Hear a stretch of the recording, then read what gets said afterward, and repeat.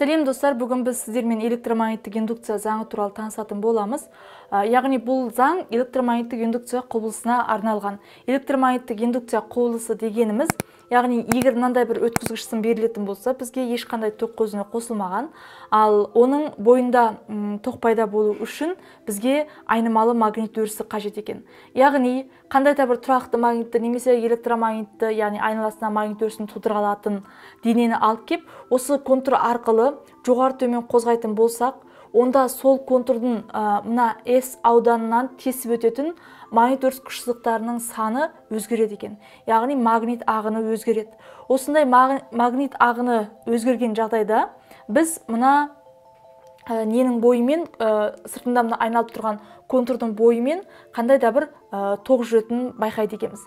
Енді бұл тоқтың пайда болу шарты әрине бірінші магнит ағыны, яғни магнит өрісінің күш сызықтарын өзгерту керек, айнымалы болу керек.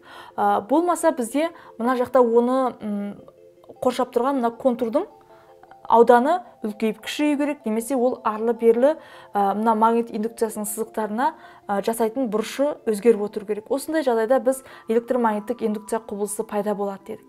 Яғни бұл жерде бұл өріс өзгеру қажет болғандықтан, ол және оның ұшы мен басы қай жерден басталатыны белгісіз созыла беретіндіктен біз бұны құйынды өріс деп айтады екенбіз. Яғни құйынды магнит өрісінің әсерінен біз айнымалы электр өрісін тудыра алады екенбіз. Яғни сәйкесінше жазып қойсақ болады, айнымалы магнит өрісі ол нені тудырады? Айнымалы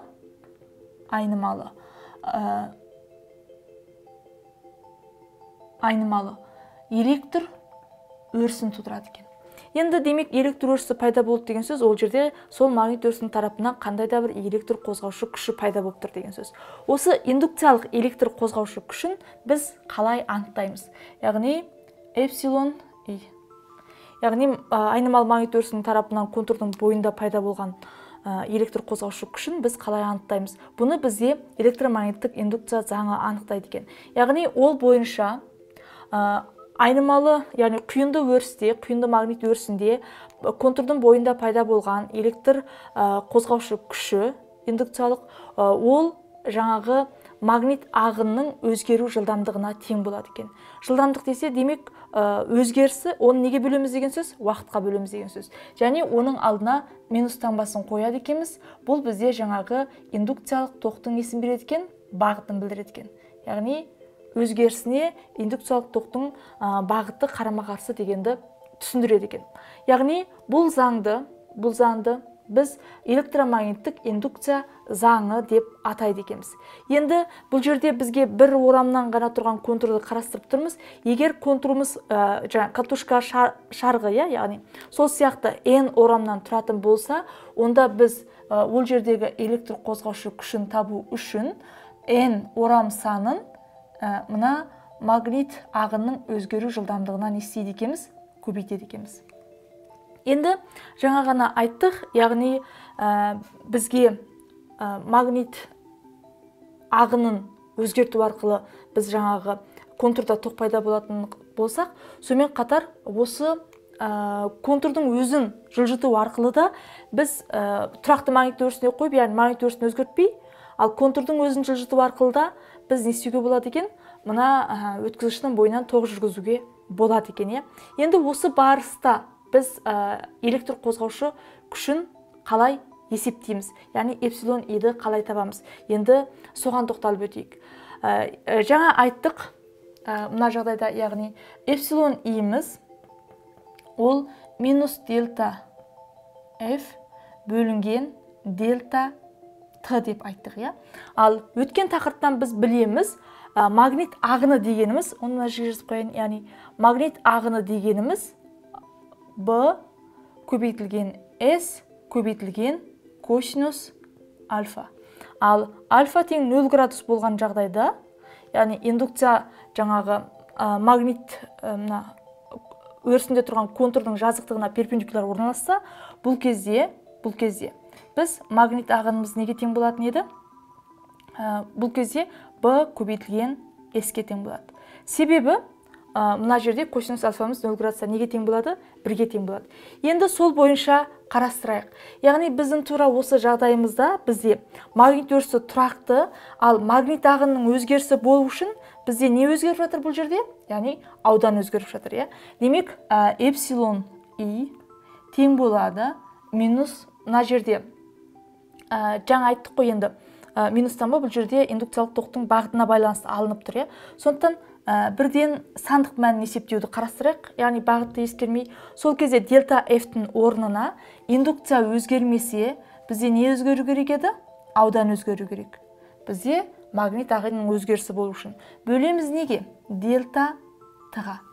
Енді осы жерде ол Лоренц күшінің әсерінен, яғни мынандай бір ара қашықтықты жүріп өтті деп қарастыратын болсақ, және ұзындығы оның L болатын болса, яғни біздің жылжымалы өткізгіштің бөлігінің ұзындығы, мына ұзындық, ол бізде L-ға тең болатын болса, және ол мына аралықта бір B деген ара қашықтық жүріп өткен болса, B деген, мына жеріне жазып қояйын, B деген ара қашықтық жүріп өткен болса, мына нүктеден мына нүктеге дейін, онда мына ауданды өзгерісін неге көбейтіп алсақ болады? B мен L-ді көбейтіп алсақ болады. Сонда B көбейтілген L, өткізгіштің ұзындығы көбейтілген B, бұл бізде дельта S беріп тұр, Бөлеміз неге? Дельта Т-ға. Енді жүрген жолдың уақытқа қатынасы бұл бізде нені береді? Ол бізде жылдамдықты береді.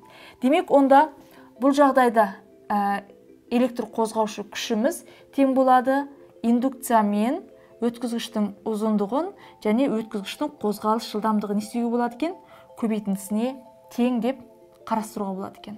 Ал егер мына индукция векторы мен жылдамдықтың арасында белгілі бір бұрыш бар болатын болса, біздің мына жердегі сияқты 90 градус емес, ол кезде біз эпсилон и-ді табу үшін B көбейтілген L көбейтілген V көбейтілген сол бұрыштың синусының көбейтіндісі болады екен.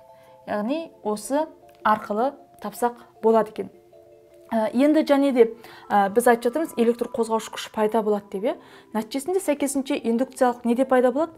Бізде индукциялық тоқта пайда болады деген сөз. Онда тоқты табу үшін не істеуші едік? Әрине, Ом заңына сәйкес, онда бұл жердегі индукциялық тоқты табу үшін осы электр қозғаушы күшін неге бөледі екенбіз? Мына айналып тұрған контурдың, яғни өткізгіш сымның кедергісіне бөлу арқылы индукциялық тоқты есептеуге болады екен. Яғни индукциялық тоқ бұл жерде. Яғни осындай формамен есептейді екенбіз. Балалар, бүгін біз сіздермен электромагниттік индукция заңымен таныстық. Яғни ол заңымыз бізде магнит ағынның өзгеру шапшаңдығы, ол бізде неге тең екен?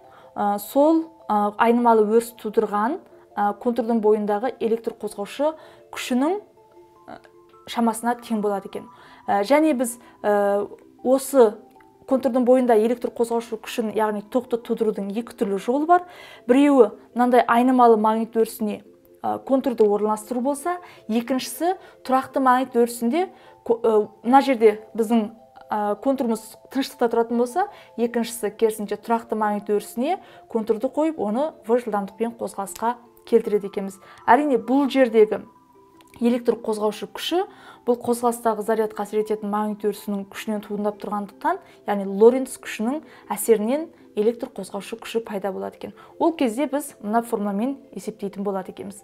Балалар, сіздерге тақырып түсінікті деген ойдамын. Сұрақтарыңыз болса, видеоның астына пікір қалдырыңыз. Мен сіздерге жауап беремін. Келесі сабақта кездескенше сау болыңыздар.